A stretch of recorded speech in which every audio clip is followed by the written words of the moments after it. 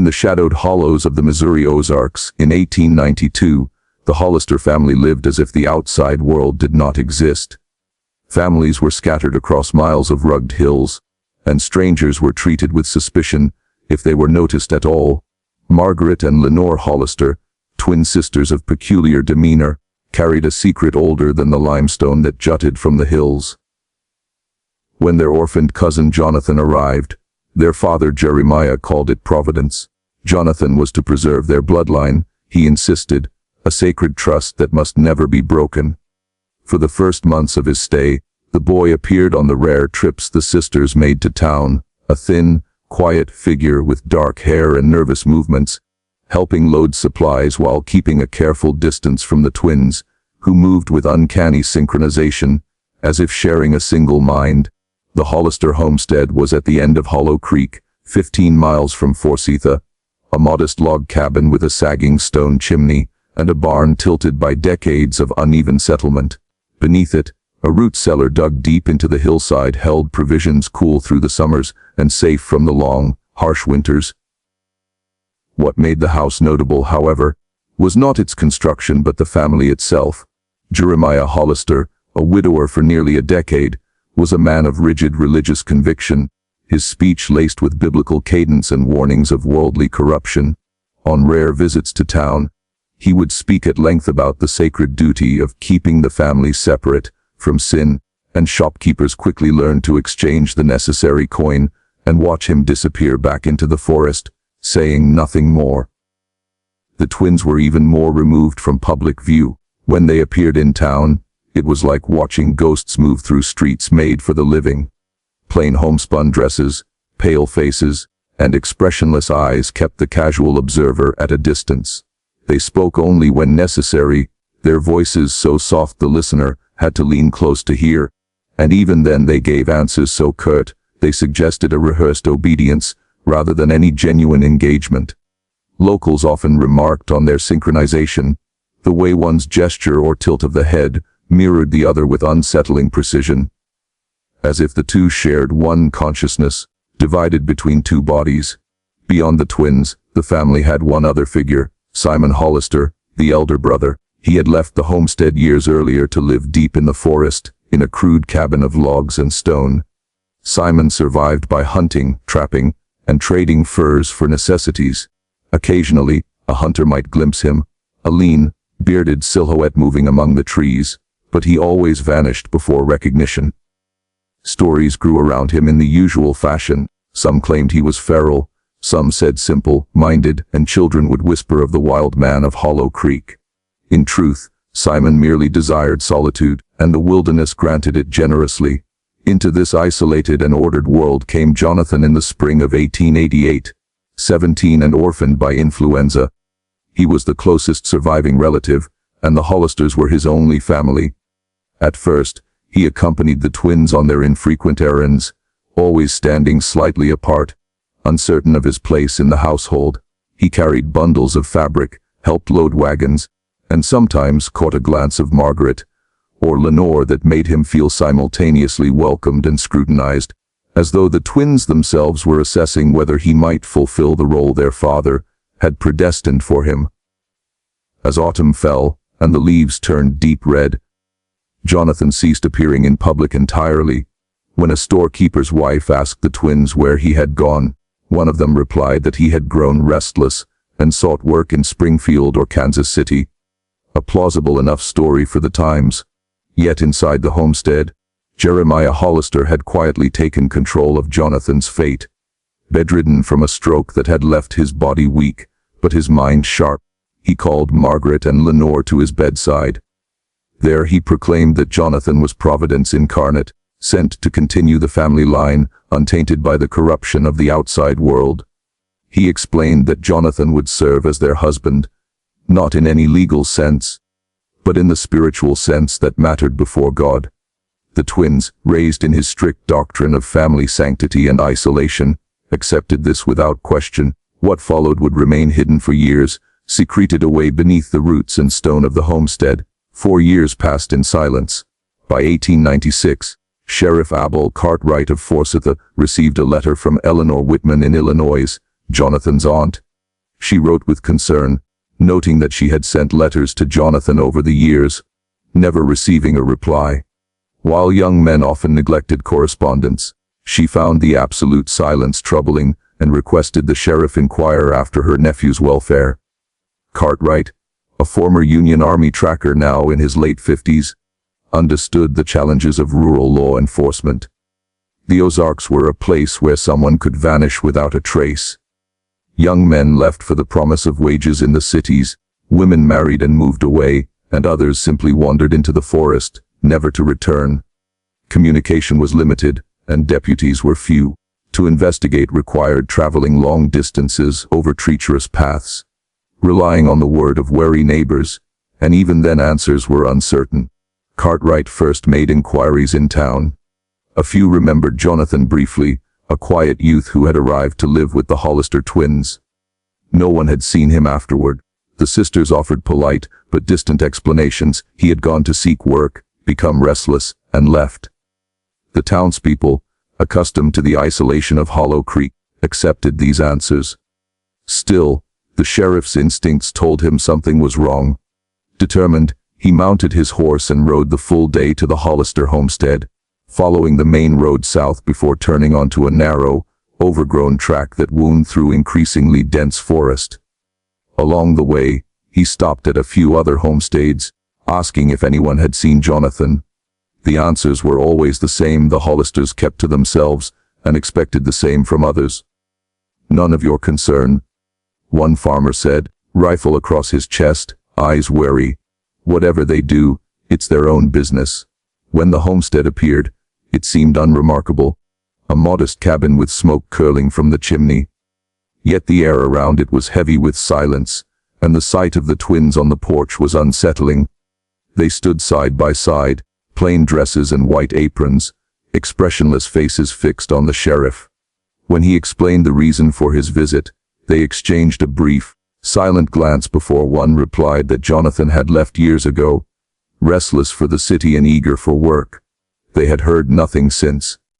When asked if they might see their father, the sisters said he was bedridden, gravely ill, and could not receive visitors. Cartwright noted the oppressive stillness of the cabin, the way no sound came from within, no signs of conversation or life, only shadows and the dim edge of a wooden table. Though he had no legal grounds to search the property, instinct gnawed at him. Something was wrong. Months passed, and the Hollister case receded into the background of Cartwright's duties. He wrote to Eleanor Whitman, offering the explanation that her nephew had left for work, and had not maintained correspondence, a plausible but unsatisfying response. Yet he could not shake the image of the twins, standing on the porch, mirror images blocking the doorway like sentinels, guarding secrets older than memory itself. The first break came unexpectedly when Dr. Edwin Crow, the county physician, mentioned the Hollisters during an unrelated visit. He recalled being summoned in 1894 to attend a medical emergency at the homestead. One of the twins had been in advanced labor, and the birth had been difficult. Crow was led blindfolded through the forest by the other sister, and allowed to see little of the house. The infant, he said in a hushed voice, had been taken immediately and removed from sight, never seen again. Crow had kept silent, bound by patient confidentiality and the extraordinary secrecy surrounding the family. But the sheriff listened closely, and the implications were clear. A child had been born in secret. A young man had vanished, and the Hollisters lived behind walls of total isolation. Even from this distance, the outlines of horror were beginning to form. The Hollister homestead, so ordinary at first glance, held within it a shadowed world of obedience, secrecy, and belief so rigid it could justify unspeakable acts. The lives of Jonathan, the twins, and their father were intertwined in a pattern that no outsider could penetrate easily. The forests, the hills, and the hollow itself seemed complicit, hiding the sins and the devotion alike. And yet, in the whispers of the trees and the movement of shadows, it was as if the land itself remembered. The weeks following Dr. Crow's revelation did little to clarify the truth. Sheriff Cartwright returned repeatedly to Hollow Creek, each journey revealing only fragments of a household operating according to rules wholly alien to him. The twins, Margaret and Lenore, moved with the same unnerving precision, each step and gesture perfectly mirrored, as if rehearsed against some unseen script. They maintained a courteous distance, offering information in measured phrases, never allowing the sheriff past the threshold of the cabin, and always keeping the interior veiled in shadow. The air around the homestead seemed to thrum with deliberate silence, the kind that presses against the mind when one steps too long into it, a quiet that suggests observation rather than mere absence of sound. Inside the cabin, the rhythm of life appeared ordinary at first glance. The fire crackled in the hearth, kettle on the iron hook, wood stacked neatly against the wall, but careful observation revealed anomalies. Footprints in the dust of the kitchen led nowhere, ending abruptly. The cellar door, always locked from within, bore fresh scratches around the latch, as if something, or someone, had recently struggled against restraint.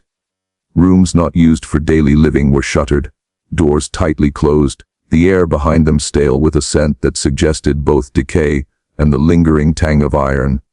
Cartwright noted it, the instincts honed in tracking men who preferred to disappear nagging at him something was hidden, and that something was living, or had lived. Within these walls, the sheriff's inquiries uncovered small, unsettling details in town. The storekeeper remembered Jonathan, the pale cousin, lending a hand during the first months, but his presence afterward became an absence that no one could explain.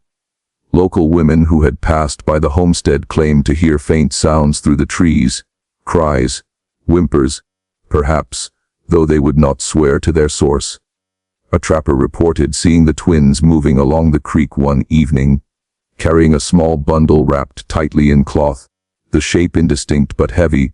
No one in town pressed the story, fearing the Hollisters' devotion to secrecy and their father's reputation.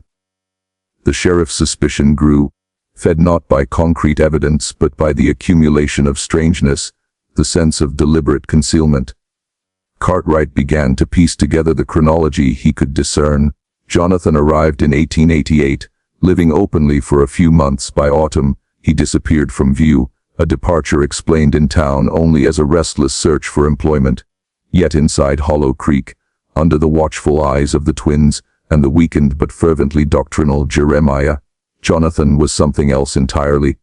Cartwright understood now that he had been confined, a human kept in a cellar for reasons that the world outside could not recognize or sanction. Neighbors, pressed by the sheriff's careful questions, offered their impressions cautiously. They described the twins as pale, unyielding in their attention to their father's teachings, and utterly obedient. One woman recalled a late evening visit, catching a glimpse of Margaret holding a child-like bundle, eyes wide, lips pressed tight, as she moved with deliberate steps back toward the homestead. She had called for Lenore, but the other twin's face remained as blank as a mask, and the two disappeared into the darkness before the witness could approach. The woman spoke of a faint, sorrowful cry, quickly extinguished, that had lingered in the air like smoke. Cartwright's inquiries with Dr. Crow yielded further unease. The doctor confirmed the birth in 1894, under conditions that defied normal practice. Crow had been blindfolded for the final mile to the homestead, led by one twin, while the other refused all communication. Jeremiah, though supposed to be bedridden in a back room, had never appeared, leaving the doctor with only the hushed, trembling voices of the sisters as guidance. After the delivery, the child was removed immediately from Crow's sight, wrapped in blankets. A faint, wailing cry reached his ears once, then nothing. He had assumed the infant was being cared for somewhere hidden in the house, but silence had remained, oppressive and absolute, and Crow's unease had stayed with him for years. The doctor spoke in cautious tones, emphasizing his ethical obligations, yet Cartwright sensed the weight of unspoken fear behind the careful words. Crow hinted at the infant's deformities, noting only that they were severe enough to suggest some aberration beyond normal misfortune. He described the twin sisters' reaction as methodical, almost ritualized, their actions governed by the doctrine instilled by their father. Jeremiah had imbued the girls with a vision of sacred duty, so absolute that what others would call cruelty or madness appeared to them as righteousness. Cartwright returned to foresee the burdened with these accounts, unable to act, yet unwilling to ignore what he now understood. He consulted with colleagues in neighboring counties, but few had ever encountered such devotion twisted into secrecy, and fewer still dared to intervene in the isolated hollows of the Ozarks. The sheriff began maintaining meticulous notes, sketching the topography of Hollow Creek, marking the positions of the homestead, root cellar, and surrounding forest. He catalogued the reports of sounds and movements, sightings and disappearances, layering evidence like sediment over time, hoping some pattern would emerge that allowed for action. One evening, as he reviewed his notes by lamplight, Cartwright recalled the trapper's story of Simon Hollister, the eldest sibling who lived further into the forest. Simon, too, had become a presence in the narrative, a looming figure in the sisters' imaginations. The twins had begun reporting strange signs. Bones arranged in patterns near the house, shadows glimpsed at dusk, and the unsettling certainty that Simon was watching, a figure of judgment and supernatural oversight. Whether these fears were grounded in reality or a descent into collective delusion remained unclear. Cartwright considered the possibility that the sisters' actions were both deliberate and influenced by profound psychological deterioration, that their father's doctrine had shaped them into agents of his will even beyond his death. The sheriff's mind returned often to the root cellar. Locked and hidden beneath the cabin, it had been the site of Jonathan's confinement, the place where obedience and fear were enmeshed so tightly that escape or resistance seemed unimaginable.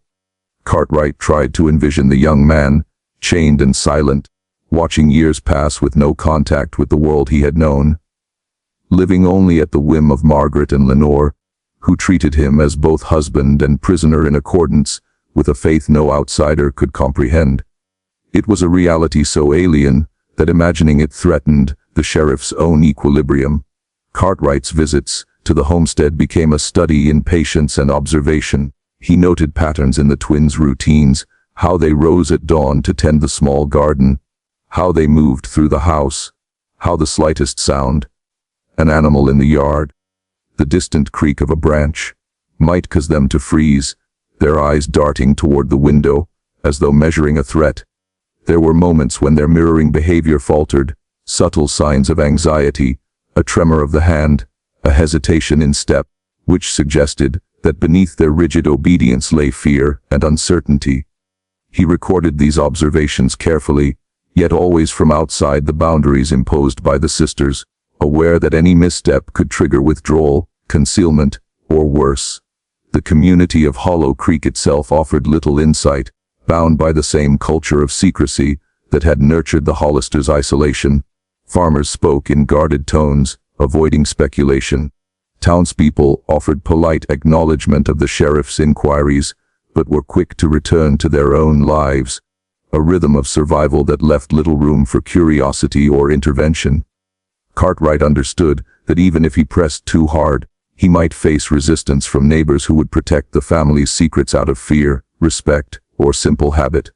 By autumn of 1896, the sheriff began to perceive a pattern of deliberate containment. The Hollisters were not merely secretive, they were systematic.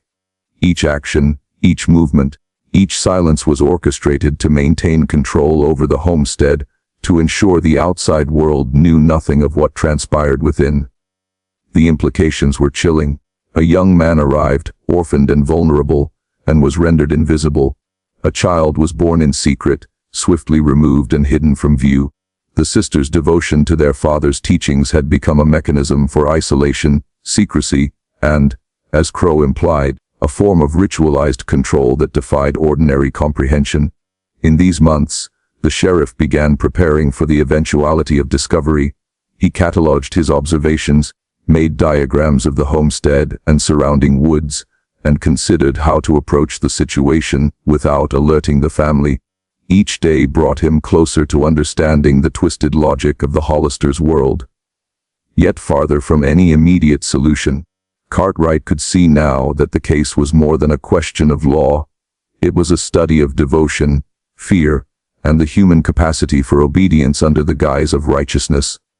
One night, As he reviewed his notes by candlelight, the sheriff recalled the trapper's account of shadows in the woods, of glimpses of a figure moving silently among the trees. The figure was Simon Hollister, he realized, yet he had not yet accounted for the possibility that the sisters' fear of him might have been magnified by grief, guilt, or paranoia. Perhaps the boy Jonathan's confinement and the child's disappearance were entirely the sisters' doing, carried out according to Jeremiah's commands, or perhaps Simon had been an active presence in the chain of events.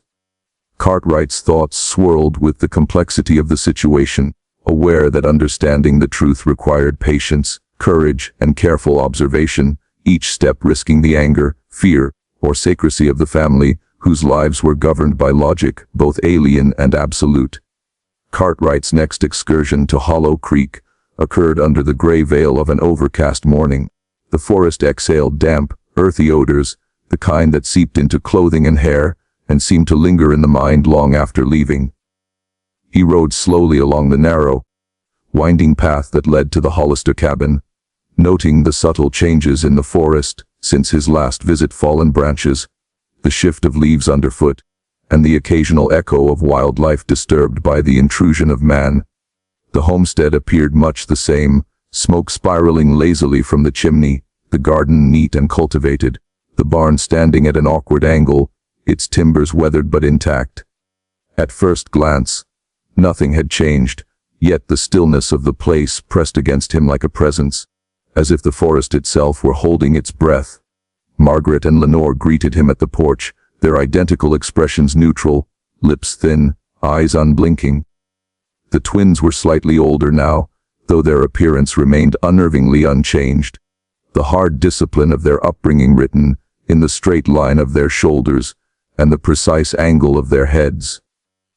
Cartwright noted the almost imperceptible tension in their hands as they offered the customary greeting, a tension that suggested anticipation, or perhaps suspicion. Words were exchanged, deliberate and formal, each phrase carefully chosen, each answer measured to avoid revealing more than what was absolutely necessary. The sheriff, aware of the delicate balance, spoke slowly, watching for any sign of deviation in their behavior. He inquired again about Jonathan, pressing cautiously. Hoping for a slip in the sisters' careful facade, they repeated the story of his departure, consistent with every account he had previously gathered. Jonathan had grown restless and left to seek employment elsewhere, his absence neither mourned nor questioned. Yet Cartwright felt the dissonance between the narrative offered and the subtle signs of concealment. The locked cellar, the strange noises reported by neighbors, the blindfolded doctor's account. The truth, he suspected, lay behind doors that no law could compel him to open. Dr. Crow's warnings echoed in his mind, the tale of the infant and its deformities. Cartwright understood that Margaret and Lenore's fear of exposure was rooted in years of isolation, doctrinal devotion, and the resulting psychological strain. Each glance they shared seemed to transmit unspoken messages, a silent code honed over nearly a decade of secrecy. The sheriff's training, honed in pursuit of lawbreakers and fugitives, faltered when confronted with the subtleties of human psychology as extreme as this. He began to realize that he was not merely investigating a disappearance, he was unraveling a household's interior logic, a system of belief so absolute that the ordinary constraints of morality and law no longer applied. Outside, the forest seemed to mirror the tension of the homestead. Cartwright followed a faint path along the creek, noting how the twins' movements in and around the house might be observed from the trees, how each door and window provided a line of sight designed to control, surveil, and intimidate. Footprints pressed into the damp soil suggested frequent movement along this trail, though to what end, he could not say. The sheriff considered the possibility that the child and Jonathan had been removed from the homestead entirely, hidden somewhere deep in the woods, their existence preserved in secrecy and fear. He tried to map the terrain in his mind, marking areas that would be difficult to access, natural hiding places that might have sheltered a human being. Cartwright's thoughts returned to Jeremiah, the father, now long dead, but whose influence persisted like a shadow over every act of the sisters. Jeremiah's doctrine had been a combination of religious zeal and obsessive protectionism, a system that justified isolation, secrecy, and the elimination of any threat to the family's purity. Margaret and Lenore had absorbed this teaching fully, internalizing its principles so that each action, however cruel or incomprehensible to outsiders, was executed with conviction. The sheriff pondered how belief, wielded with such intensity, could shape behavior beyond reason or compassion, turning ordinary humans into instruments of a singular, horrifying purpose. The following days were spent gathering accounts from local inhabitants, each interview reinforcing the sense of deliberate concealment. A farmer who had occasionally sold flour and salt to the Hollisters recalled seeing Jonathan once, shortly after his arrival, standing by the cellar door while the twins worked outside. He remembered the boy's pallor, the way he avoided looking directly at anyone, the subtle tremor in his hands. That evening, when the sisters moved indoors, the boy had vanished from view. The farmer could not say where he had gone, nor did he press the matter, recognizing the unspoken rule that what occurred at Hollow Creek remained private. Another account, more disturbing, came from a hunter who had passed near the homestead one late afternoon. He reported seeing Margaret and Lenore carrying a small, bundled object along the creek, disappearing into the forest. The witness could not describe the object in detail, but the sisters' deliberate, cautious movements suggested that its contents were precious or dangerous. The hunter recalled a faint cry, quickly silenced, that seemed to emanate from the bundle itself.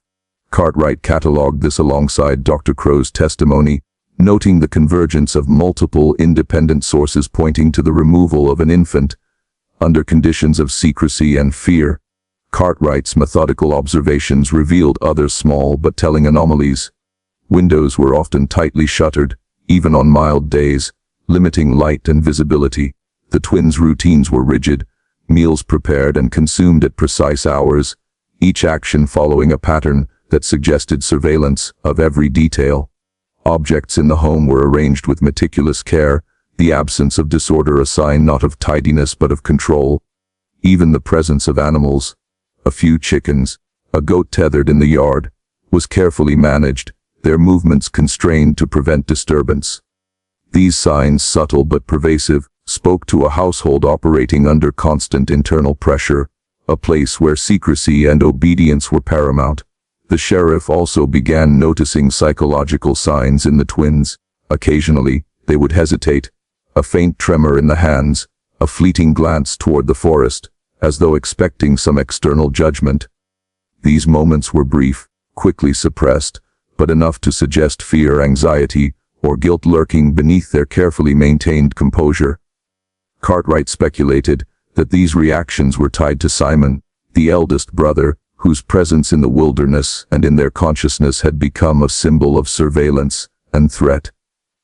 Whether Simon actively observed them or existed solely as a figure in their minds, his role in maintaining the sisters' obedience was profound. Cartwright's observations culminated in a growing understanding of the household's inner structure. Jonathan had been confined in the cellar, not merely as a captive, but as a participant in a system of ritualized obedience. The child, born with deformities, had been removed in secrecy, its fate dictated by the sisters' adherence to their father's doctrine. Each act, the confinement, the birth, the removal, the silence, was executed with deliberate intent, framed by a belief system so absolute that the ordinary concepts of morality or legality were meaningless. Cartwright began to see the Hollisters not merely as secretive or isolated, but as agents of a closed system of thought, a self-contained universe governed by rules impervious to external scrutiny. By the end of his third visit, the sheriff had compiled an extensive mental map of the homestead and its routines. He noted the paths, the buildings, the wooded areas where movement might be concealed. He catalogued every independent account of activity, every sighting, every unexplained noise, and every hint of disturbance. Each piece of evidence, while individually inconclusive, collectively pointed toward a deliberate pattern of concealment, control, and fear. Cartwright understood that uncovering the truth would require more than observation. It would require careful orchestration, patience, and perhaps a degree of confrontation that could provoke unpredictable reactions. As dusk fell on Hollow Creek, Cartwright paused to consider the forest and the house within it. The silence seemed to thicken, the shadows elongating across the path and the trees. He thought of Jonathan, of the child, of the influence of Jeremiah, and of the sisters, bound together in mirrored devotion. The thought of entering that house, of confronting the logic of its occupants, filled him with a mixture of dread and grim determination. For all the observations and interviews, the truth remained elusive, suspended in the space between silence and revelation, waiting for the moment when it could no longer remain contained. In this third stage of the investigation, Cartwright recognized a new dimension of horror, the realization that the events at Hollow Creek were not random, but orchestrated, methodical, and the product of belief so absolute that reason itself seemed powerless to intervene. The twins' actions, horrifying as they might appear, were expressions of obedience and fear, shaped over years of isolation, indoctrination, and secrecy. Understanding this did not bring clarity or relief. It brought a heavier burden, the awareness that the darkness he was confronting was not the result of chance but of design, and that the consequences of that design had unfolded over a span of years, hidden from the eyes of the world. The following weeks found Sheriff Cartwright entangled more deeply in the shadows of Hollow Creek than he had anticipated. He returned repeatedly to the periphery of the forest, pacing the ridges and hollows where light barely penetrated, trying to discern traces of human activity that might explain the fate of Jonathan and the missing infant. Each visit reinforced the oppressive quiet of the place. Birds and small creatures moved silently, as though aware of the weight pressing down upon the land. The wind whispered through the trees in a way that suggested secrets being carried along its currents, fragments of conversations and movements, hidden to all but the most attentive observer. Cartwright's attention turned increasingly to the twins themselves. Margaret and Lenore operated with a precision that seemed almost unnatural. Meals were prepared on schedule, laundry folded to exacting standards, and every tool or implement in the household was returned to its appointed place. They moved through the rooms in mirrored synchronicity, and Cartwright began to note small, deliberate patterns, the subtle way one sister might tilt her head in reaction to a noise, while the other mirrored the motion a heartbeat later. The cadence of their speech went together, which seemed to flow as if one mind guided two mouths. To the sheriff, these gestures were not merely eerie. They suggested a form of communication so internalized that it bordered on telepathy. One afternoon, he discovered traces of a worn path leading from the cellar door to a cluster of trees near the creek. The soil was trodden, flattened from repeated passage, and the underbrush had been pushed aside as though by careful hands. Cartwright traced the path as far as he dared, noting the irregular impressions of small feet alongside deeper depressions that suggested adult movement. The path ended abruptly at a thick grove, where the light filtered only in shafts, the forest floor littered with leaves and fallen twigs. Here, he found the remnants of old blankets, faded and frayed, partially buried beneath a layer of detritus. He collected a small piece for examination, noting the faint traces of blood preserved in the fibers. The sheriff's mind returned to Dr. Crow's account of the infant, the child born with deformities, removed immediately after birth, and never seen again. Cartwright understood now that whatever had occurred was conducted with deliberate secrecy, designed to leave no witnesses and no evidence. The careful wrapping of the bundles, the timing of deliveries and removals, and the silence maintained by the household all pointed toward a system of thought that equated obedience with sanctity and transgression with damnation. It was a pattern that could not have been improvised. It had been cultivated, rehearsed, and executed with meticulous care over years. During one of his later visits, Cartwright confronted the twins more directly, seeking to probe the edge of their silence. He inquired about the cellar, the purpose of its construction, and the conditions within. Margaret, or perhaps Lenore, repeated the standard account. The space was for storage of provisions, a cool place to preserve food over the hot summer months. Cartwright pressed further, asking about the presence of Jonathan. The twins' eyes, identical and unflinching, betrayed a flicker of hesitation. They maintained their composure, answering with calm denial, yet the sheriff felt the subtle tension, the micro-expression of fear and recognition that spoke louder than words. It was during one of these conversations that Cartwright first glimpsed the extent of their psychological control. The sisters moved together as a single entity, one speaking while the other nodded in precise unison, correcting or reinforcing points with subtle gestures. The coordination was so complete that the sheriff realized any attempt to separate or interrogate them individually would be futile. Each sister was both witness and enforcer, their combined presence a formidable barrier to inquiry. Cartwright began to sense that the house itself had become an instrument of confinement, not merely for Jonathan, but for the principles and beliefs instilled by their father, now living on through their obedience.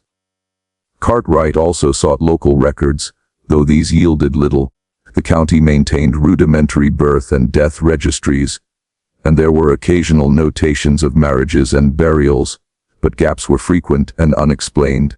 No record of Jonathan's birth or presence in Hollow Creek existed, no record of the infant's birth was filed, no baptismal certificate, no medical entry. It was as though the events had been erased by design, hidden behind the twins' insistence on secrecy and the isolation of their home. Even the township authorities, when queried, admitted to knowing little and remembering less. The sheriff began to recognize that the absence of documentation was itself a form of protection, a buffer against the intervention of outside authority. The forest around Hollow Creek took on a sinister aspect during these investigations. Paths that had seemed ordinary became corridors of surveillance. The rustling of leaves suggested movement. Just beyond sight, shadows shifted in ways that hinted at presence. Cartwright became acutely aware of the ways in which the twins had trained themselves to read and respond to the environment. Every sound, every change in light, every movement of the underbrush could be interpreted as a threat, and their reactions suggested a constant state of vigilance. The sheriff, experienced in tracking men and animals, recognized that this awareness was not simply instinctual. It had been honed over years of necessity, fear, and doctrine. He pieced together accounts from those who had briefly interacted with the family over the years. A neighbor recalled a time when the twins had ventured into town, carrying a small bundle wrapped in cloth, insisting on passing unnoticed through the streets. The description was vague, but it resonated with Dr. Crow's account of the infant and the removal from the homestead. Another witness, a hunter passing near the creek, reported seeing Jonathan once, led silently by one of the sisters, his face pale, eyes hollow, hands bound in some way that was difficult to describe from a distance. Each fragment of testimony, while incomplete, reinforced a growing picture of a household operating under the absolute dominance of the twins' inherited doctrine. Cartwright's visits became more taxing as the tension within Hollow Creek pressed upon him. He began to notice physical reactions. His pulse quickened when approaching the house, a sense of constriction in the chest when observing the synchronized movements of the sisters, a creeping dread that seemed to emanate not just from the building, but from the very land around it. The sheriff recognized that this fear was both real and deliberate. The twins' world was one in which isolation, secrecy, and ritual created an atmosphere of constant psychological pressure. To enter that world was to participate, unwillingly, in its logic and its terror. One evening, as the sun dipped low and the forest shadowed the paths, Cartwright discovered something. He had not expected small carvings on the tree trunks near the creek, intricate and deliberate. Symbols, lines and circles etched with care, some resembling letters, others abstract forms, all suggesting a system of notation or ritual. He noted the positioning of each mark, their orientation to the house, and their alignment along the paths leading from the cellar. Though he could not decipher their meaning, it was clear that they were intended for the family's eyes alone, a private language of warning, record, or incantation. Their presence confirmed the sheriff's growing suspicion. The Hollisters' actions were structured, codified, and informed by belief as rigorous as any law, yet operating outside the law entirely. Cartwright also noticed subtle marks of attempted concealment. Fallen leaves partially covered the carvings. Some symbols had been scraped or obscured, perhaps to prevent discovery. The presence of both deliberate display and concealment suggested a duality in the household's practice: outward invisibility, inward observance. He theorized that the carvings served both as reminders to the twins of their duties and as warnings to any observer that trespassers would be subject to scrutiny and judgment. The deeper he investigated, the more the Hollisters' home and its surrounding forest seemed less a place of habitation and more a living document of control, doctrine, and fear. In reflection, Cartwright began to understand the scale of what had transpired. The twins' actions, the confinement of Jonathan, the birth and removal of the infant, the meticulous preservation of secrecy, were not impulsive or aberrant. They were the logical conclusion of a doctrine inculcated over years of isolation. Each act, horrific as it appeared to outsiders, had its place within a system that equated obedience with salvation, transgression with punishment. The sheriff recognized that he was observing not merely a family's misdeeds, but the operation of a closed moral universe, one that had developed its own laws, rituals, and consequences independent of external authority. Cartwright left Hollow Creek that evening with the sun bleeding through the branches, casting the world into an uneven chiaroscuro of light and shadow. The air was thick with dampness and the scent of earth, the forest seemingly breathing around him. He realized that uncovering the final truths would require more than evidence collection. It would demand confrontation with the full psychological weight of the household, an engagement with beliefs as absolute as death itself. For the first time, the sheriff felt a creeping sense that the land itself, trees, soil, and hollowed spaces, was complicit in preserving secrecy, a silent witness to events designed never to see light. In the days that followed, Cartwright compiled his observations, recording the sequence of events, the patterns of behavior, and the testimonies collected from those who had briefly glimpsed the household's inner workings. Each note reinforced the notion that the Hollisters' world was self-contained, a system of belief and action, entirely insulated from outside influence. The sheriff knew that the truth, if fully revealed, would shock the county, yet he also understood the limitations imposed by the sisters' careful manipulation and the forest's concealment. Even now, with a growing corpus of evidence and testimony, the ultimate fates of Jonathan and the infant remained tantalizingly out of reach, suspended in a space where silence, fear, and doctrine held sway. As he rode away one final time before retreating to foresight, Cartwright's eyes lingered on the twin figures standing at the porch, perfectly still, watching him with the unwavering intensity of those who have nothing left to lose and everything to defend. In that moment, the sheriff comprehended the magnitude of what he faced. The convergence of devotion, fear, secrecy, and isolation had created a household operating under rules utterly opaque to outsiders, where actions of horrifying consequence were executed with calm precision, and the forest itself conspired in their concealment. The following winter brought with it a cold that seemed to settle not only on the land, but in the marrow of Hollow Creek itself. Cartwright returned with measured frequency, compelled by the fragmentary evidence he had gathered, by the knowledge that Jonathan and the infant's fates were concealed somewhere within the Hollisters' domain, and by the gnawing curiosity that comes when a lawman confronts a household built entirely upon its own arcane logic. The snow arrived in thick, irregular sheets, transforming the hollows into white corridors, muting sounds, and making the house's isolation absolute. Tracks of all kinds were buried, paths disappeared beneath drifts, and the forest itself became a silent accomplice to secrecy. During one visit, Cartwright brought with him Dr. Crow, who had long since become uneasy with the moral implications of what he had witnessed. The doctor carried a small satchel of instruments, ostensibly for a routine medical consultation, but Cartwright suspected that Crow sought an opportunity to observe more closely the effects of the household's practices. He, like the sheriff, could feel the suffocating weight of doctrine and fear that pervaded the house. The twins greeted them with the same impassive countenance they had always worn, speaking in the measured, mirrored cadence that had become their signature. Dr. Crow examined the household with clinical detachment, but even he could not escape the psychological strangeness that seemed to cling to every corner. The kitchen table, though spotless, bore marks of repeated use in patterns that were almost ritualistic, bowls aligned along precise lines, knives arranged with deliberate spacing, and a small heap of soil in a corner, as though something had been buried there and later exhumed. Crow remarked on the condition of the twins themselves, noting the pallor of their skin, the tautness of their features, and the slight hollows beneath their eyes, all suggesting an existence governed by self-imposed restriction, vigilance, and sustained fear. Cartwright's focus remained on the cellar, the repository of Jonathan's confinement.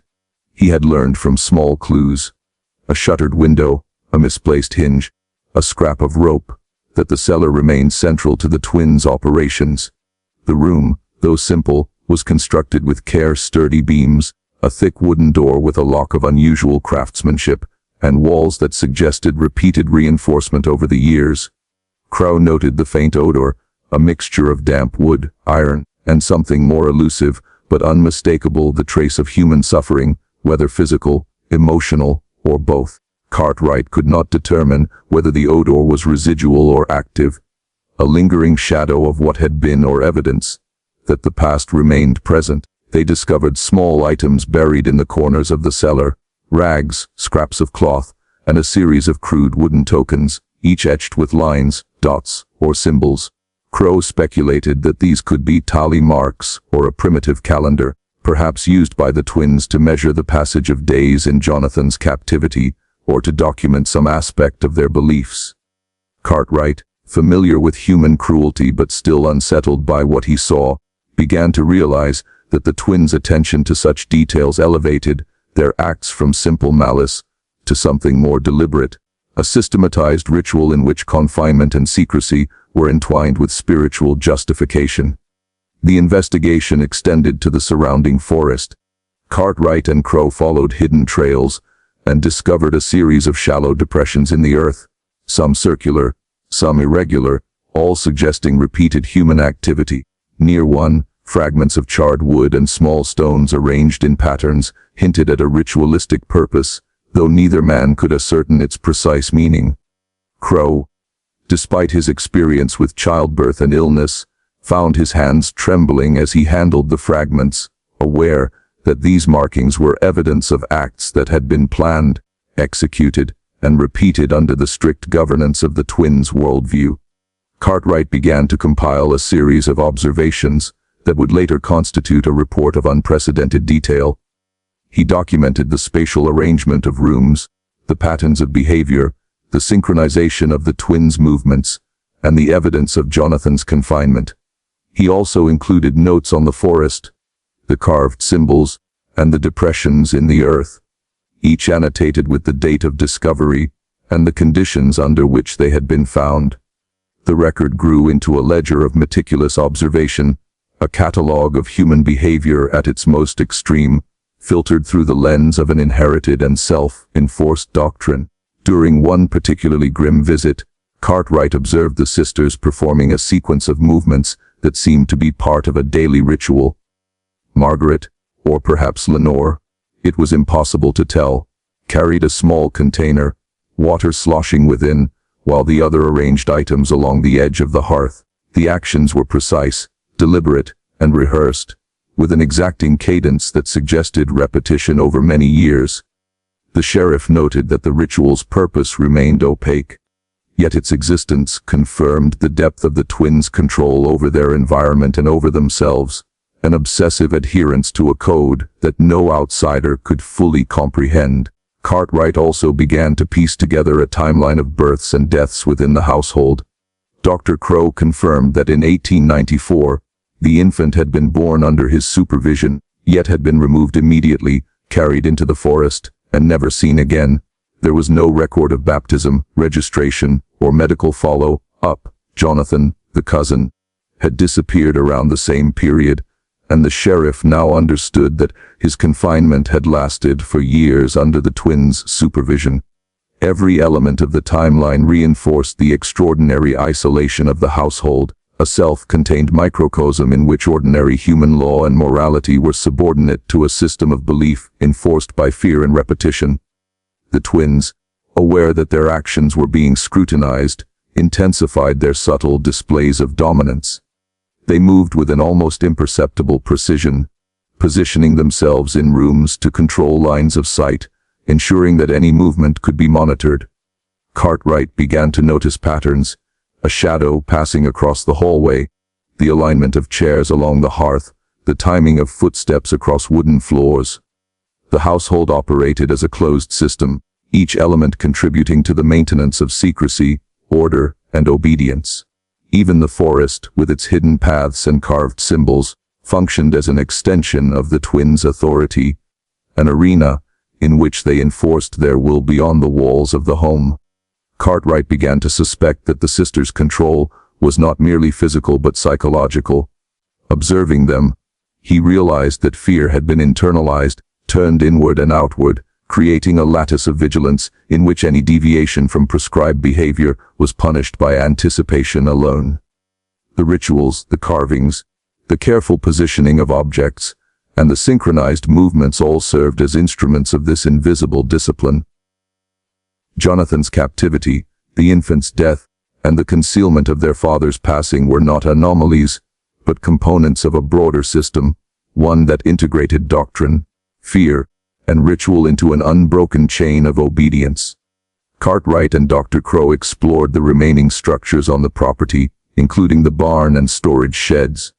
Though outwardly mundane, they revealed subtle modifications, hidden compartments, reinforced locks, and areas showing signs of prolonged use, but carefully scrubbed of evidence. These spaces hinted at the practical application of the household's belief system, tools for confinement, storage of provisions, and concealment of objects relevant to ritual practice. Each discovery reinforced the sheriff's growing sense of the extraordinary scope of the Hollisters' isolation and the depth to which it had been maintained over time. The sheriff's notes also reveal an increasing preoccupation with the twins' father, now deceased, and the foundational role of his doctrine in shaping the household's behavior. Cartwright speculated that the psychological architecture of the family had been built on fear and devotion, a rigid system in which any deviation was unthinkable. The sisters' actions, while morally incomprehensible to outsiders, reflected a strict adherence to this inherited code. Each act of concealment, ritual, and synchronization was a manifestation of loyalty to a worldview that rendered ordinary morality irrelevant, subordinating human life to the dictates of divine instruction, as interpreted by their father. By the conclusion of the winter, Cartwright and Crow had gathered what evidence they could without violating the household's strictures outright. They recognized the futility of a direct confrontation, the twins' preparedness, the isolation of the property, and the intertwined web of ritual and belief made any attempt to extract confession or testimony both dangerous and likely futile. Instead, they focused on observation, documentation, and the mapping of the property and its surroundings. The forest, cellar, and structures were all catalogued with careful notes, sketches, and measurements, creating a detailed record that would later serve as the foundation for understanding the extraordinary events that had transpired. In reflection, the sheriff began to understand the broader implications. Hollow Creek and the Hollisters' home represented not merely a crime scene, but a microcosm of psychological control, doctrinal extremity, and the consequences of prolonged isolation. The twins' actions were extreme, but they were also rational within the framework of their belief system. A framework constructed and enforced over decades, beginning with the father's instruction and continued through ritual, secrecy, and repetition. The sheriff realized that understanding such a system required both empirical observation and psychological insight, an acknowledgement of the extraordinary pressures imposed by ideology, environment, and isolation. As spring approached, Cartwright departed Hollow Creek for the last time that season, leaving behind the house, cellar, and forest, each element carefully noted in his ledger. Though he had gathered extensive evidence, he knew that the ultimate truths, the fates of Jonathan, the infant, and the household itself, remained shrouded in secrecy. The twins continued their lives, their doctrine unbroken, their rituals intact, and the forest continued to harbor the traces of their control. For the sheriff, the case was no longer a simple question of law or morality, but an encounter with human extremity, a lesson in the power of belief and the endurance of secrecy. The return to Hollow Creek in late spring carried with it the first stirrings of unease that had nothing to do with weather. Cartwright approached the Hollisters' property with caution, aware that the previous winter's observations had revealed only a fragment of the household's inner workings. The forest was thick now, sunlight sifting through budding branches, and every sound, branch snapping, distant bird call, the crunch of snowmelt underfoot, seemed amplified against the hush of expectation. He carried with him the small ledger of notes compiled with Crow, a detailed record of structures, depressions in the earth, and the patterning of rituals. The ledger had become a tangible connection to what he feared he might never fully understand. On arrival, the house appeared unchanged, neat, symmetrical, and silent, the same smoke curling thinly from the chimney. Yet the air itself seemed different, heavier, charged with the anticipation of observation. Cartwright noticed immediately the absence of footprints leading to the barn and sheds. The snow from earlier had long melted, and yet no human tracks betrayed recent activity. He recalled that the twins had been meticulous in maintaining appearances, an exterior of normalcy masking extraordinary internal control.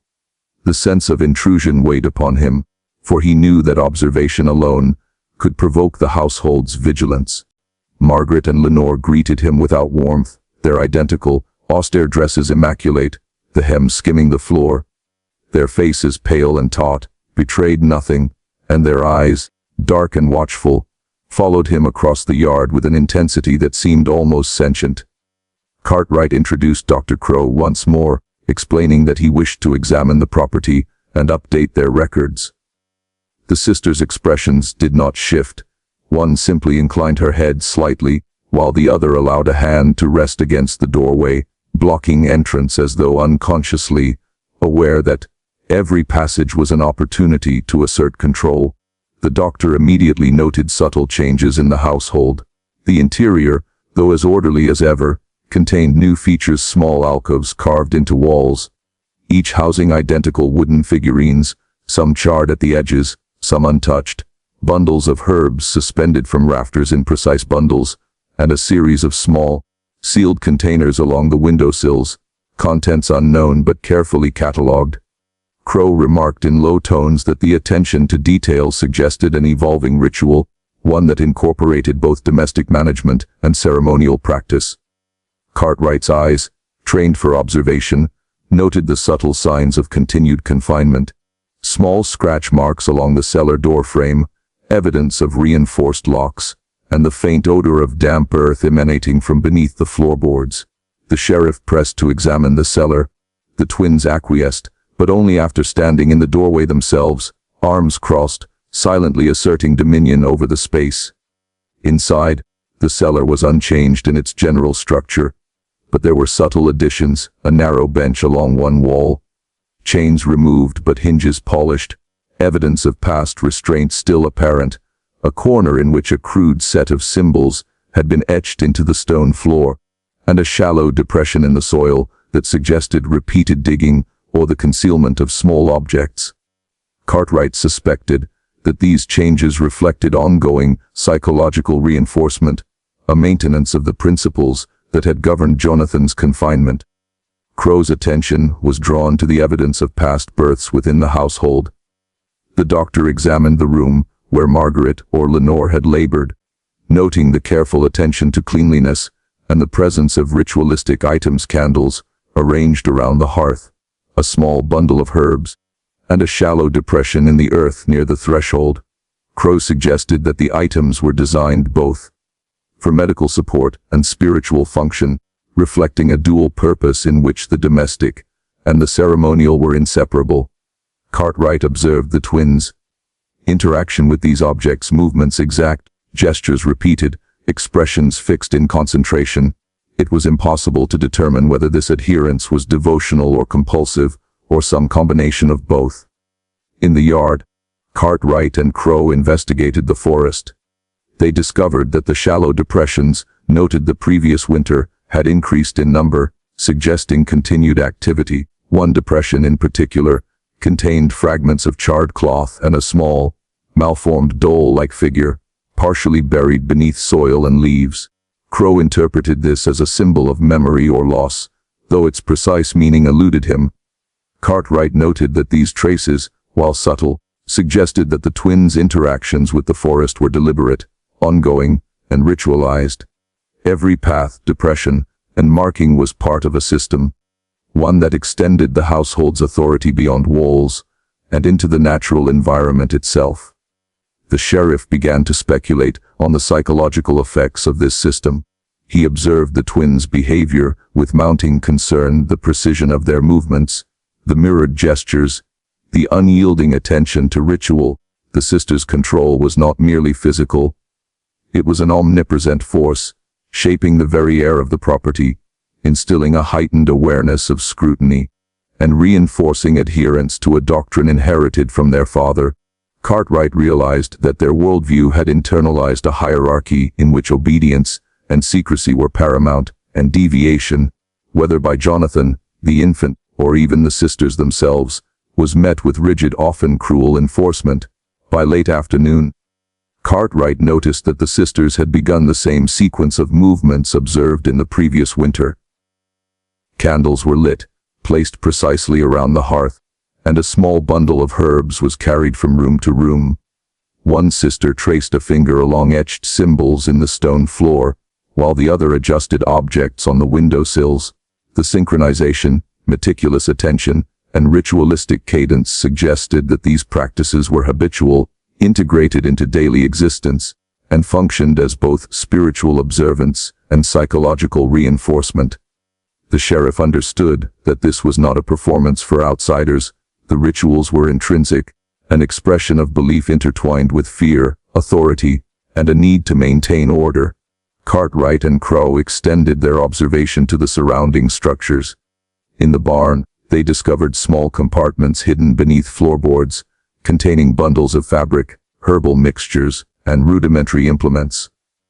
The sheds revealed similar features, containers hidden in recesses, small etchings into the wood, and evidence of repeated manipulation. The household, in its entirety, was a network of hidden spaces, deliberate concealments, and controlled exposures.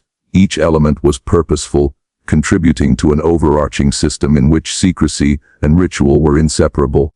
The sheriff's reflections deepened as they documented a peculiar pattern. The twins had maintained strict control over both time and movement within the property. Every day followed a precise schedule, from tasks in the yard to the handling of objects in the cellar. Crow noted physiological signs of stress, taut muscles, minor tremors, and eyes that remained darkly alert, suggesting that the constant vigilance was both self-imposed and reinforced by the environment. Cartwright recorded these observations in painstaking detail, recognizing that the twins' mastery of space, objects, and ritual created an environment of unbroken discipline, a psychological architecture designed to perpetuate both control and secrecy. Cartwright also returned to the depressions in the forest, examining the symbols etched into stones and tree trunks. The markings were methodical lines intersecting with dots, small spirals, and geometric shapes. Crow suggested that these symbols were mnemonic devices, tools for recall, or expressions of spiritual belief. Cartwright noted that the symbols formed a network, connecting depressions and trees in a manner that suggested a spatial, cognitive map, reflecting the twins' understanding of territory, ritual, and memory. Every trace of activity, every modification of the natural landscape, reinforced the household's authority, extending it beyond walls into the surrounding wilderness. The investigation also revealed the persistent absence of evidence regarding Jonathan and the infant. The sisters, careful and deliberate, had removed all physical traces. The cellar showed signs of past confinement, but no current inhabitant, while the forest depressions contained only residual evidence of ritual, not the remains of human life. Crow speculated that the twins' actions had been executed with extreme discipline and consistency, maintaining secrecy even over long periods. Cartwright, meanwhile, reflected on the impossibility of penetrating a system so carefully constructed. The twins' control was complete, their doctrine unquestioned, and the environment itself had been shaped to facilitate secrecy. By the time Cartwright and Crow departed Hollow Creek, the forest was bathed in the dim light of early evening. The household remained intact, undisturbed, and as inscrutable as ever. The sheriff knew that the ledger of notes and sketches, while comprehensive, captured only the external manifestations of an internal system that remained opaque.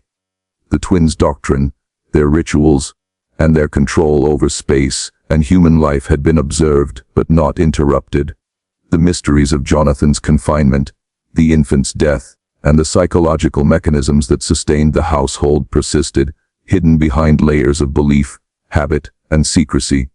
Cartwright understood, as he rode back along the winding path, that the Hollisters' property was not merely a site of past horror, but an ongoing testament to the power of ideology over flesh and mind. Every depression in the earth, every hidden compartment, and every etched symbol represented an element of a carefully maintained system in which obedience, secrecy, and ritual were inseparable. Even the forest itself had been appropriated, transformed into an extension of the household's will. The sheriff reflected on the fragility of human understanding, the limitations of law in the face of doctrinal extremity, and the subtlety with which fear and belief could shape behavior across decades.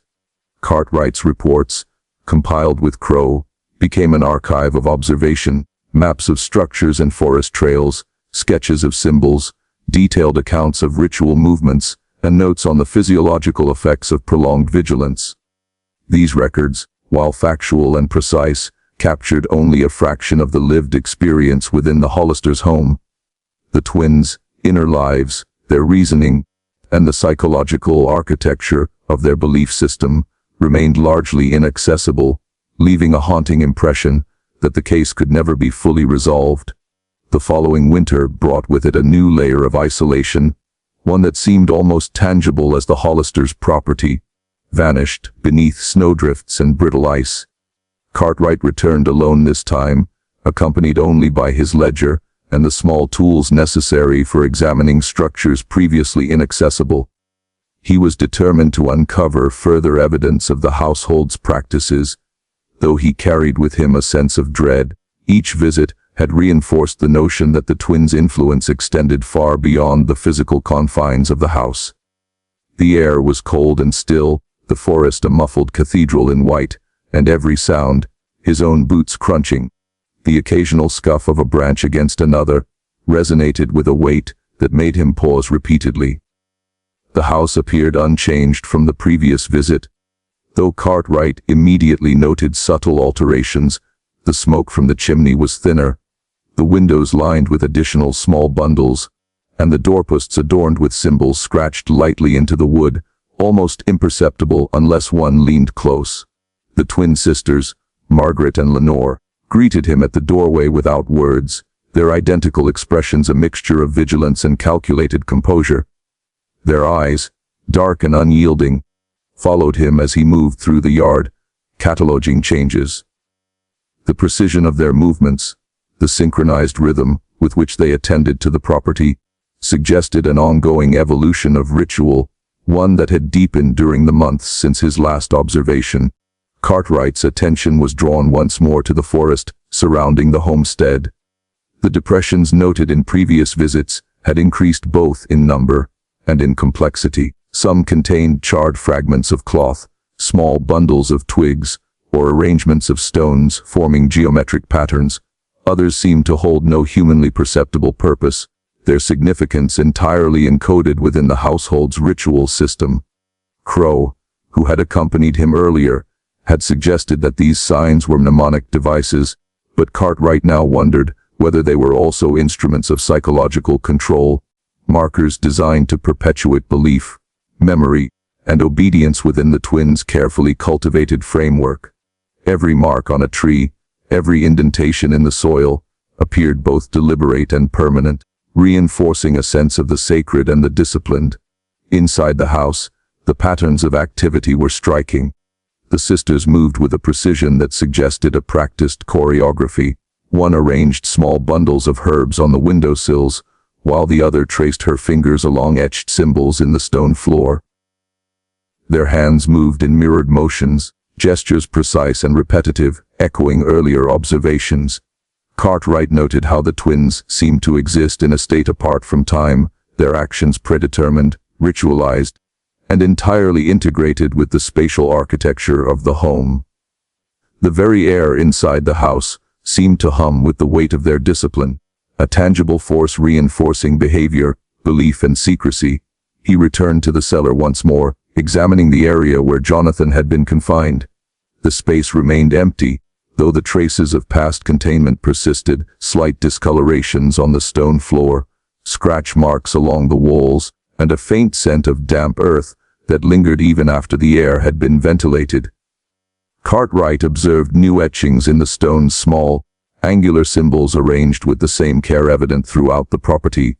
These markings suggested an ongoing system of practice, one in which memory, ritual, and surveillance were intertwined.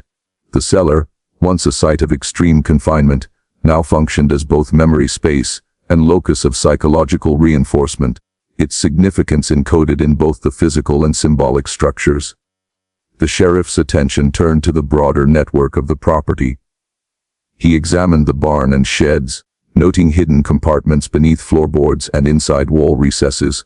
Each contained bundles of fabric, dried herbs, or rudimentary implements, all meticulously arranged. Cartwright realized that the twins' system of concealment extended beyond the immediate household. The forest itself had become part of a carefully maintained network of ritualized spaces. The depressions, etchings, and hidden containers created a spatial continuum in which domestic, ceremonial, and symbolic functions merged. The twins had transformed both the interior and exterior of their property into a living archive of practice, secrecy, and control. One particularly chilling discovery was a series of small boxes, carefully hidden beneath loose floorboards in the main house. Inside were bundles of hair, small bones, and fragments of cloth, each wrapped in oilcloth and sealed with wax. The arrangement of these items suggested a system of categorization and preservation, a methodical record of objects and, perhaps, of events. Cartwright noted that the presence of these materials implied continued attention to past acts, possibly extending to the infant whose birth and death had already been observed by Crow. The household had not merely concealed history, they had curated it, maintaining both a record and a ritualized relationship with acts previously performed in secrecy. Cartwright also began to suspect that the twins' practices were designed to exert control over themselves as much as over others. The meticulous arrangement of symbols, the synchronized gestures, and the disciplined handling of objects suggested a psychological framework in which the sisters reinforced their own adherence to doctrine. Every action, every repetition, served to consolidate belief and maintain authority within the household.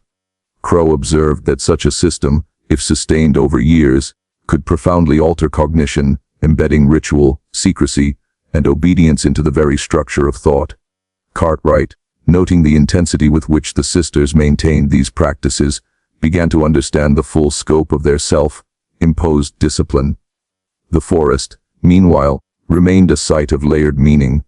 Cartwright revisited the depressions and symbols, documenting patterns that seemed to connect the house, the barn, the sheds, and the broader landscape.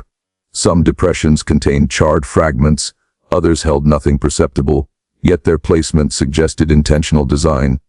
The forest, in effect, had become an extension of the household's authority, a space in which ritual, memory, and surveillance were encoded in both natural and artificial forms.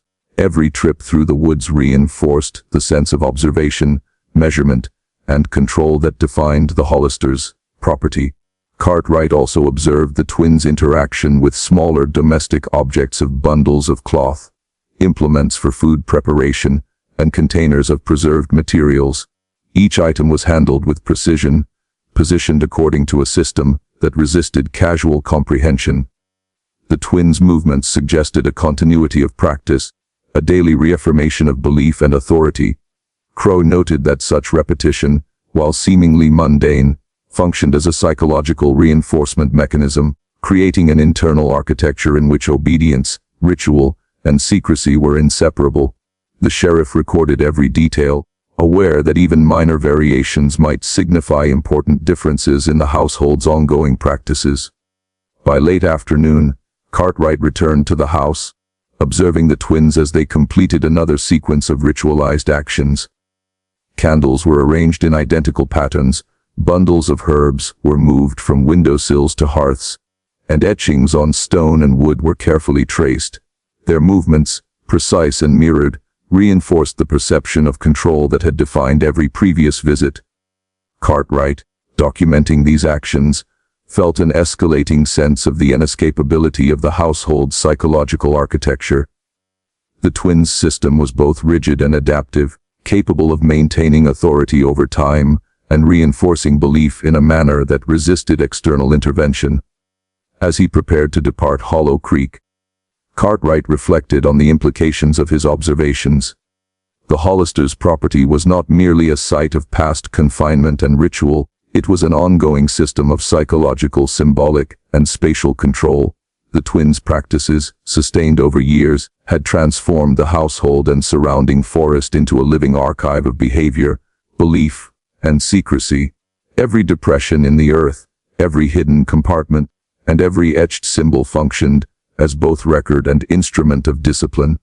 Cartwright understood that the household's influence extended beyond walls, beyond the forest, and perhaps beyond the perception of any observer. Cartwright returned to his notes that evening, cataloging every observation with meticulous care. He recorded the location of each depression, the nature of every symbol, and the arrangement of all domestic and ritual objects. Crow, assisting from a distance, cross-referenced his observations with earlier records, noting the evolution of practices over time.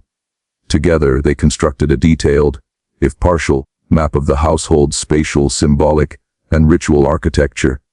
The ledger became not merely a record of observation, but a repository of inference, a tool for understanding a system designed to resist comprehension, conceal acts, and perpetuate belief. Yet even as he recorded these details, Cartwright was aware of the limits of his understanding. The twins' inner lives, their reasoning, and the psychological mechanisms sustaining their system remained largely inaccessible. The ledger, as comprehensive as it had become, captured only the external manifestations of an internal reality that remained opaque. The secrets of Jonathan's confinement, the infant's death, and the psychological reinforcement of ritual persisted, hidden behind the layers of discipline, belief, and secrecy that defined the household. Cartwright realized, as he left Hollow Creek once more, that the Hollisters' system had endured for years, not merely through physical control, but through an intricate architecture of space, ritual, and belief. The twins' authority, reinforced by habit, fear, and devotion to doctrine, was woven into the very fabric of their environment. The forest, the house, the cellar, and the hidden compartments all functioned as instruments of control, each element supporting the others, in a network of psychological and spatial reinforcement. The sheriff understood that the full measure of the household's practices might never be revealed, that the mechanisms of belief and secrecy were self-perpetuating and impervious to casual intrusion. Spring of 1897 arrived late in the Hollows, and with it came the first whisper of discovery that would finally unspool the full scope of the Hollisters' horrors. Cartwright returned to Hollow Creek alone, his ledger full of observations, his mind heavy with the cumulative weight of months of study. The forest had begun to awaken, the frost melting into small rivulets that meandered past depressions and bundles of earth, still marked with the faint imprint of previous activity. Every branch, every shadow, seemed to carry a latent memory of the twins' discipline, and he felt the oppressive weight of their unseen gaze, even in their absence. He entered the house through the side door this time, one that had been partially hidden by overgrowth. Inside, the air was thick with the familiar scent of dried herbs, soot, and something more elusive, something acrid and faintly metallic, that he could not immediately identify. Margaret and Lenore appeared at the far end of the hall, their identical figures framed by the muted light of a single window. They did not speak, only observed him with the same steady, unwavering attention that had defined every prior visit. Cartwright made no pretense of casual conversation. He moved directly toward the cellar, determined to uncover more concrete evidence of the household's activities. The cellar door, heavy and bound with iron, bore fresh scratch marks along the frame. Cartwright's heart quickened. He descended carefully, the wooden steps groaning beneath his weight. At the bottom, he found what he had feared might still exist. Remnants of past containment, a series of iron chains embedded in the walls, faint discoloration of stone where the floor had once been dampened by repeated human presence, and small marks etched with deliberate care into the stone, some resembling letters, others mere abstract symbols. It was clear now that the space had been used repeatedly for confinement and observation, not merely for storage or preservation. At the far end of the cellar, partially obscured by shadows and debris, was a small alcove he had not noticed before. Cartwright approached cautiously and discovered a collection of objects wrapped in oilcloth and tied with twine. He recognized immediately the methodology of preservation from previous observations: bundles of hair, small bones, and scraps of cloth arranged meticulously. Some items bore traces of blood or other bodily fluids, others were dry, almost ceremonial in their presentation. His stomach churned as he realized that these were not casual remnants. They were deliberate artifacts, catalogued and curated as part of an ongoing system of ritual and memory. He noted the organization. Some bundles were stacked in order of size, others grouped according to type, and a few even bore small wax seals stamped with symbols scratched elsewhere in the house. Cartwright understood that this was a continuation of the system he had previously observed in the barn and the surrounding forest. Every element of the household's existence, domestic, ritual, or symbolic, was catalogued, preserved, and reinforced in a tightly controlled framework. The twins had created a comprehensive archive of their actions, a spatial and material record designed to ensure continuity, secrecy, and obedience. Cartwright lifted one bundle carefully. Inside was a small, fragile manuscript written in the same precise hand he had observed in previous letters. He recognized the name signed at the bottom: Margaret Hollister. The contents were almost unbearable in their clarity. The manuscript detailed events spanning the years since Jonathan's arrival, each entry describing practices, rituals, and observances carried out with meticulous precision. The writing conveyed not emotion but clinical assessment, a cataloging of events, as though they were specimens in a laboratory, rather than moments of human life and suffering. The most disturbing portions concerned the infants, the cycles of birth, and what the sisters described as purification rites. The language was calm, measured, and entirely devoid of sentimentality. Each act of concealment, each ritual, was justified through the lens of the doctrine their father had instilled in them. They described Jonathan's death in clinical terms, noting the cessation of speech and appetite, framing it as a natural outcome of divine will rather than as a consequence of confinement or despair. Cartwright's hands trembled as he read, recognizing the cold precision with which the sisters had documented actions that would be considered monstrous by any external observer. Even more unsettling were passages describing the surveillance of Silas, their brother. Margaret and Lenore wrote of his presence in the forest as both inevitable and threatening, detailing patterns of observation, symbols left in the ground, and arrangements of bones and twigs that signaled judgment or punishment. Whether these acts were actual or imagined mattered little in the context of the sisters' worldview. Fear had become self-sustaining, feeding the structure of belief and ritual that defined the household. Every depression in the earth, every bundle of preserved material, Every etched symbol reinforced authority, doctrine, and psychological control. Cartwright noticed that several entries referenced locations in the forest previously catalogued during his earlier visits. The twins had maintained precise measurements and notations, recording the placement of objects, depressions, and symbols with care that suggested a system extending beyond mere ritual into the realm of permanent surveillance. The forest itself was part of the archive, an extension of the household's psychological and spatial control. Observing these locations, he realized, was tantamount to reading a living manuscript written in both material and symbolic form. As he catalogued these findings, Cartwright realized that he had uncovered the full breadth of the system. The twins' authority extended beyond the house, the cellar, and the barn. It encompassed the entire property and, through the forest, the surrounding land. Every element, domestic, ritualistic, symbolic, was interconnected. The meticulous preservation of objects, the careful etchings, and the arrangements in the forest all functioned as instruments of psychological reinforcement. Cartwright recognized that this system had persisted for years, shaping behavior, reinforcing belief, and ensuring secrecy. Cartwright also observed the psychological dimension of the system in real time. Margaret and Lenore continued their ritualized motions, moving through the house in synchronized patterns, handling objects with precise care, and maintaining silence except for occasional, quiet exchanges. Their movements reinforced the structure he had documented. Repetition, observation, and material organization combined to sustain the doctrinal system they had inherited and perfected. The psychological mechanisms were evident in the spatial arrangements, the catalogued artifacts, and the very rhythm of the twins' lives. He lingered for several hours, documenting the cellar, the manuscripts, and the forest patterns, aware that any disturbance might provoke suspicion. The twins' discipline, their awareness, and the pervasive atmosphere of observation made it clear that their system of control was continuous and resilient. Cartwright realized that their authority was not limited to physical confinement, it extended to perception itself. Every movement, every placement of an object, every symbol reinforced a system of belief and control that operated beyond the possibility of casual interference. Late in the afternoon, Cartwright prepared to leave.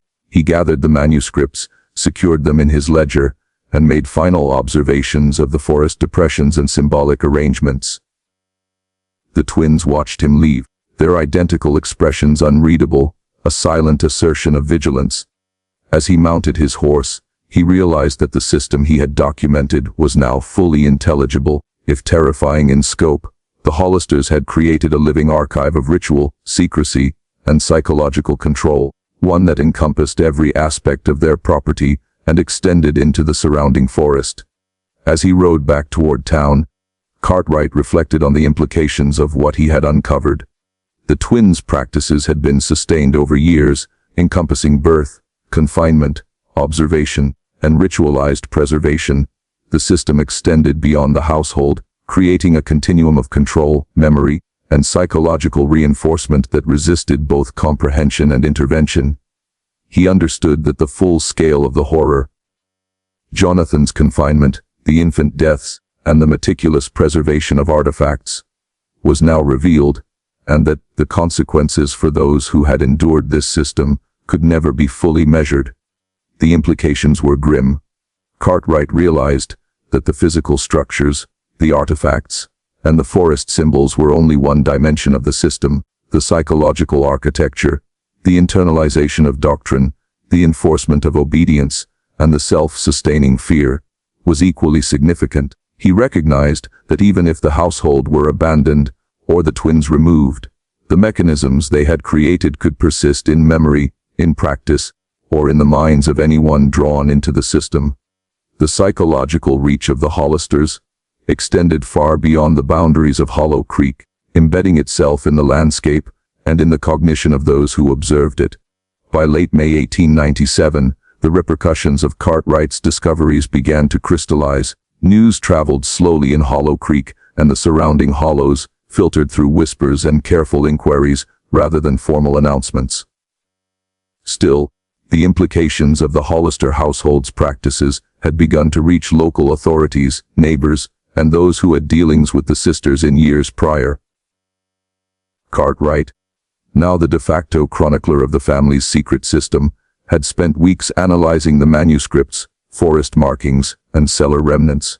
Each reading revealed new dimensions of cruelty, control, and obsessive devotion to the doctrine that had guided the household for decades.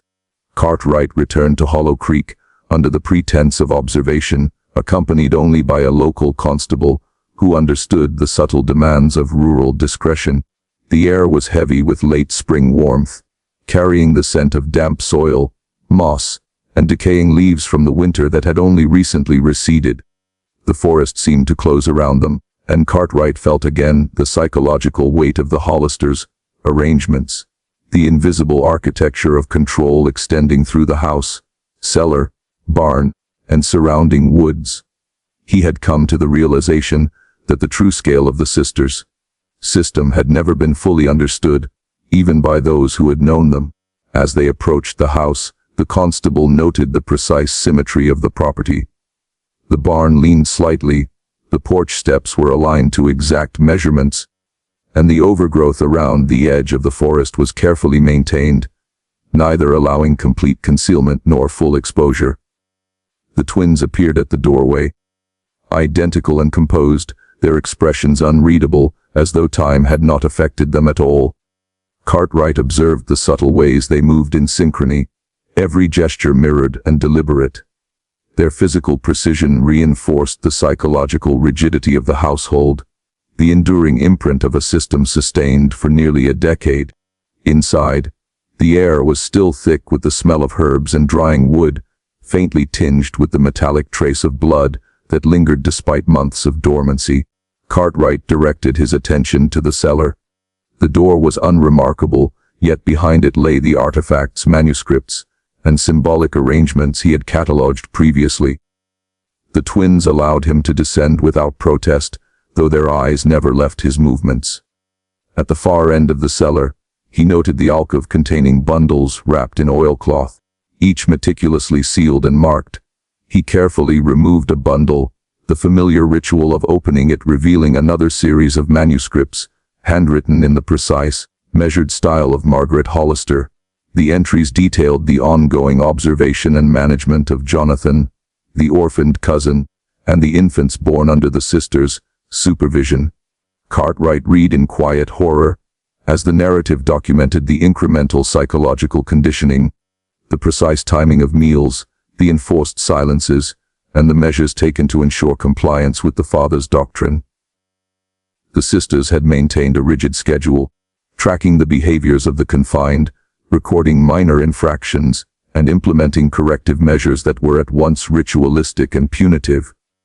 The manuscripts revealed a cold, systematic approach to human life, sustained over years, rendered all the more horrifying by its calm precision. Several passages describe the forest not as wilderness, but as a controlled environment, a living extension of the household's surveillance and enforcement. Trees, rocks, and depressions in the earth were recorded with measurements, symbols etched or arranged in sequences, and artifacts hidden at specific points to signal observation, reward, or punishment. The sisters treated the land itself as an instrument, a spatial apparatus through which authority could be exercised remotely. Cartwright realized that the system's reach extended beyond immediate observation. It encompassed the possibility of monitoring and influencing actions through spatial and symbolic means. Cartwright's constable noted the psychological intensity of the twins' movements, the way they repositioned bundles, adjusted symbols, and shifted objects with minute attention to alignment and proportion. The constable observed, with unease, how even minor disturbances appeared to provoke subtle, coordinated corrections, a system maintained with both precision and religious conviction. Cartwright, meanwhile, catalogued these details in careful notes, recognizing that the interplay of space, ritual, and psychological conditioning constituted a fully realized system of control and surveillance that could endure indefinitely if left unchecked. Margaret and Lenore had prepared new writings since his last visit, adding layers of interpretation and rationalization. They described the deaths of Jonathan and the infants, the concealment of their father's passing, and the increasingly paranoid observation of Silas. Their fear had evolved into a comprehensive cosmology, wherein their brother was perceived as a punitive force, a supernatural agent tasked with ensuring obedience to the divine law of family purity. The manuscripts detailed signs interpreted as threats, animal remains, disturbed earth, and marks on trees, viewed through the lens of an unyielding doctrine that left no room for doubt or dissent. Cartwright noticed that the psychological architecture mirrored the physical one. Spatial arrangements reinforced doctrine, and doctrine dictated spatial arrangements. The forest, cellar, and household became a matrix of interdependent systems, each element amplifying the other. The manuscripts, objects, and symbolic arrangements were not merely evidence of past actions. They were active components of an ongoing enforcement mechanism. Cartwright understood that to dismantle this system entirely would require not only physical intervention, but also psychological deconstruction, a task both delicate and hazardous. Late in the afternoon, as shadows lengthened and sunlight pierced the forest canopy at an oblique angle, Cartwright explored the outer edges of the property, examining depressions, tree symbols, and placements of artifacts previously recorded. He noticed new arrangements, small piles of stones and twigs, etched markings, and subtle modifications to existing bundles. The sisters' system had adapted in their absence, continuously evolving. The forest, he realized, was an extension of the household's doctrine, a dynamic archive capable of enforcing its own continuity through space, perception, and symbolic resonance. Cartwright observed the constable growing increasingly uneasy. He noted the constable's hesitations when moving near depressions or bundles, the subtle withdrawal from spaces that seemed to carry latent meaning, and the instinctive respect for patterns not immediately intelligible. Cartwright recognized the constable's responses as precisely the kind of psychological effects the Hollisters had cultivated over years: obedience enforced without explicit command, fear sustained without immediate threat. The constable's own behavior had been shaped by the system, demonstrating the enduring efficacy of the household's mechanisms beyond its immediate occupants. In the final hours before their departure, Cartwright made one last survey of the cellar and the adjoining rooms. The bundles, manuscripts, and symbolic arrangements conveyed a complete, if horrifying, picture of the Hollisters' operations. Every detail, from the placement of objects to the precision of ritual notation, underscored the depth of control and the scope of psychological manipulation. He understood, with a chilling clarity, that the sisters had not merely acted under doctrinal impulse. They had created an enduring apparatus, a system of thought and space, that preserved their authority, enforced secrecy, and perpetuated belief. The constable and Cartwright mounted their horses at dusk, leaving Hollow Creek behind, the forest swallowing the property once again into silence and shadow. Cartwright reflected on the scale of what had been uncovered: the confinement, the ritualized deaths, the documentation, and the systematic observation. He recognized that the true horror lay not only in the acts themselves, but in the enduring architecture of control that they had created. The physical space, artifacts, and forest markings were legible. The psychological system was more insidious, extending its reach beyond the immediate household, shaping perception and behavior, and embedding itself in the minds of observers. Cartwright knew that this revelation, now laid bare, represented a complete system, the culmination of decades of doctrine, isolation, and meticulous documentation. The twins' authority, reinforced through physical and symbolic arrangements, had produced effects that outlasted their presence, and would persist as long as the landscape and memory endured. As he and the constable descended into the valley, the forest around Hollow Creek seemed to close behind them, preserving the legacy of the Hollisters' design, an invisible, enduring testament to the power of belief, observation, and isolation. The last rays of sunlight fell across the hollow as Cartwright paused, contemplating the scale of the horror he had chronicled. For all the manuscripts, artifacts, and spatial arrangements, there remained the unquantifiable, the fear, the psychological imprint, the consequences of a system that had shaped life, death, and belief over nearly a decade. The full scope of the Hollisters' control was now apparent, a dark architecture extending across time, space, and cognition, a horror that could not be fully undone or comprehended. He made notes for his report, cataloging the manuscripts, the artifacts, the symbolic arrangements, and the forest depressions. He was careful to remain objective, precise, and clinical in his documentation, aware that the proper understanding of this system demanded scholarly rigor as much as courage. Yet even in the act of recording, he felt the weight of the sisters' presence, the endurance of the system they had created, and the lingering horror of the lives it had consumed. As night fell, Hollow Creek seemed to exhale, the wind stirring through trees, carrying faint sounds of movement or perhaps memory. Cartwright and the constable returned to town, the manuscripts and observations in hand, aware that the confrontation with the sisters' legacy was complete, but the implications would persist indefinitely. The architecture of terror had been revealed, the system exposed, yet outside observers would find only fragments, whispers, and shadows. The hollow itself seemed to embody the silence and vigilance of the Hollisters, the enduring residue of a doctrine that had claimed lives, dictated behavior, and extended its authority beyond the mortal span of its creators. Cartwright knew, finally, that the revelation of the Hollisters' system represented not an endpoint, but a warning. The architecture of belief and fear, once established, could outlast its originators, influencing perception, behavior, and thought in ways subtle, pervasive, and terrifyingly persistent. The months following Cartwright's last survey were marked by an uneasy quiet across Hollow Creek. The town resumed its usual rhythms. Wagons along the rough roads, women tending gardens, men repairing fences. But beneath this mundane cadence lay a latent tension, a collective acknowledgement that the Hollister property, the cellar, and the forest beyond had been the site of something indecipherably dark. Cartwright returned intermittently, cataloging artifacts, measuring tree symbols, and indexing manuscripts. Each visit reinforced the realization that the architecture of the sisters' design had left a permanent imprint on the land, extending beyond the walls of the house or the bounds of the cellar. In late August 1897, local authorities began the formal process of clearing the Hollister property. The house had been abandoned, the door locked, and the key lost, shutters rattled in summer winds, the roof sagging beneath years of neglect.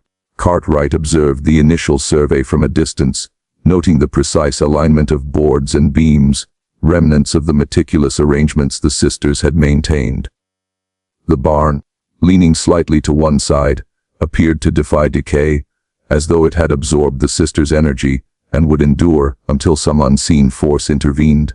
All surrounding vegetation seemed to recoil from human encroachment, roots twisting and vines creeping with deliberate persistence. The removal of the remaining debris and structural supports revealed what remained of the cellar entrance. Cartwright approached cautiously, aware that every step, every movement, carried the weight of history. The air was thick with humidity and the faint, lingering metallic scent of old blood. He noted depressions in the earth, arrangements of small stones, and subtle markings carved into surrounding trees. The symbolic architecture of the sister system persisted even in absence. Every artifact, every spatial cue, was a reminder of the methodical cruelty that had been practiced here for nearly a decade. Excavation teams recovered fragments of the original oilcloth bundles, tattered manuscripts, and traces of the objects once used for ritualized control and observation. Cartwright cataloged each with meticulous care, taking note of the precise alignment, the measurements of bundles, and the faded inscriptions. Even in ruin, the Hollister system manifested an eerie symmetry. Manuscripts found beside stones, traces of herbs along depressions, bundles positioned as though awaiting retrieval. These traces confirmed Cartwright's earlier assessment. The household had operated not merely as a residence, but as an integrated mechanism of surveillance, obedience, and doctrinal enforcement. Local memory, meanwhile, had begun to solidify into legend. Stories of Jonathan, the infants, and the sisters circulated in hushed conversations among Hollow Creek residents. Older inhabitants who remembered seeing the twins in town recalled their perfect synchronization, their unblinking gazes, the stillness that seemed to defy ordinary human behavior.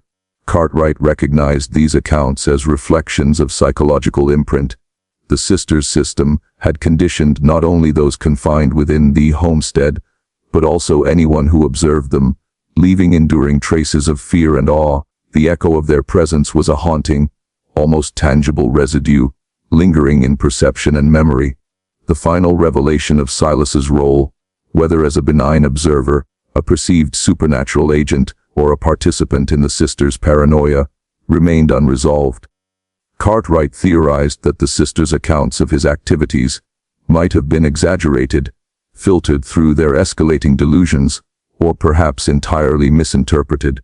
Yet the physical evidence, the subtle disturbances, the arrangements of animal remains, the deliberate placement of objects along forest paths, supported the notion that Silas, or some agent acting as he might have, had contributed to the sisters' final descent. The boundary between reality and perception had become so thoroughly blurred that even Cartwright could not definitively separate cause from interpretation. In October 1897, the Hollister property was finally secured. The house, now structurally unsound, was slated for demolition. Cartwright supervised the process with a careful eye, ensuring that all remaining artifacts were preserved. When the final walls were felled, dust and light mingled to reveal the cellar entrance, long sealed but now exposed. Cartwright descended one last time, cataloging the space and photographing the arrangement of stones, depressions, and marks. The sense of presence was nearly overwhelming. Every corner of the cellar, every nook, seemed to carry the memory of confinement, observation, and ritualized authority. As the Hollister property was abandoned, Hollow Creek began to revert to normalcy, yet the shadow of the sisters' system persisted. Villagers avoided the edges of the property, unconsciously respecting the invisible boundaries the twins had established. Stories persisted of fleeting shapes, glimpsed in the forest, whispers carried by the wind, and the sensation of being watched. Cartwright recorded these accounts with the same rigor as he did the physical artifacts, aware that the psychological and cultural impact of the sisters' practices was inseparable from the tangible remains. The full horror of the system was not merely the deaths, the confinement, or the concealment. It was the enduring influence on perception, behavior, and belief. Cartwright prepared his final report for the county records and for the scholarly archives.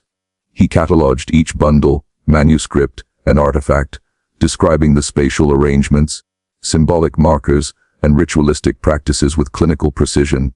Yet even as he worked, he recognized the limitations of documentation. The full terror could not be captured in words or drawings. It existed as a system of control, an architecture of doctrine and fear, sustained through physical arrangement, ritual, and the minds of those subjected to it. The system's efficacy endured even after the death of the sisters, a psychological imprint embedded in the landscape and in memory. In the final weeks of 1897, a small fire consumed the Hollister house. The cause was never determined, though locals speculated on lightning, or perhaps an act of deliberate destruction.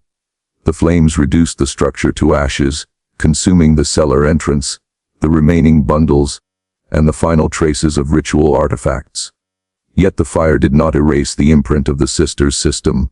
Cartwright observed that the arrangements of stones, depressions, and forest symbols remained intact, unchanged by flame, rain, or wind. The physical structures were gone, but the architecture of control persisted in subtler, less tangible ways, influencing perception and behavior long after its creators were dead. Cartwright wrote in his final notes that the true legacy of the Hollisters was not the tragic deaths, the confinement, or even the hidden manuscripts. It was the endurance of the system. They had created a network of influence encoded in space, symbol, and perception. The forest, the property, and the remaining artifacts functioned together as an apparatus of control, capable of shaping behavior and belief beyond the lifespan of its creators. The system had survived years of isolation, secrecy, and intervention, demonstrating the remarkable persistence of structured doctrine and psychological manipulation. As Cartwright left Hollow Creek for the last time, the sun dipping below the ridges of the Ozark foothills, he felt the weight of the system's presence. He knew that future visitors would encounter the land, the depressions and the subtle markings, sensing the residual authority embedded within the landscape. The sisters were dead, Jonathan was gone, and the infants were buried in unmarked graves, yet the architecture they had created persisted. Cartwright recognized that history had recorded their deeds, but the true power of their system, the invisible, enduring network of control and observation, remained active, shaping the perceptions and behaviors of all who came near. Even in the present day, locals avoided the hollow where the Hollisters had lived. Few could articulate why, yet all felt the weight of history, the lingering presence of the sisters, and the subtle cues that suggested the land itself remained vigilant. Scholars and authorities who examined the remaining manuscripts noted the precision, methodology, and psychological insight, but none could replicate the system in its entirety. Its complexity, rooted in the integration of ritual, observation, spatial arrangement, and belief, had created a structure beyond ordinary comprehension, a horror that persisted in shadow and memory. Cartwright concluded his final report with a warning, written carefully, almost as a prayer that the system of the Hollisters, though dormant, might influence perception and behavior in ways subtle, persistent, and undetectable. The architecture of control, once established, could outlast its originators, extending across time and space through symbols, spatial arrangements, and the psychological imprint left on observers. The warning was clear: the Hollisters' system had not ended with their deaths. It endured in the forest, in memory, and in the minds of those who dared to study it. He left the final entry open-ended, mid-sentence, as if acknowledging the impossibility of capturing the system's full scope. Outside Hollow Creek, the forest swallowed the remaining traces of human intervention. The wind whispered through the trees, rustling leaves, shifting debris, and occasionally moving stones, as if the landscape itself remembered the sisters' meticulous designs. Cartwright understood that the architecture of control could continue to manifest in subtle ways, shaping perception and behavior, a legacy both enduring and terrifying. And so the Hollister property, burned and abandoned, remains a place avoided to this day. Those who walk its edges speak of fleeting shapes, whispers, and an unshakable sense of observation. Cartwright's manuscripts, now preserved in county archives, detail the physical and psychological architecture of the sisters' system, but the true horror, the persistent network of influence, fear, and belief, cannot be fully catalogued. The land itself, the forest, and the memory of the twins continue to bear witness, a dark testament to the enduring power of isolation, doctrine, and the meticulous exercise of control. Whispered in the hollow, carried by the wind, it is said, beware the patterns left behind, the symbols etched in earth and tree. For even when the hands that created them are gone, their influence lingers.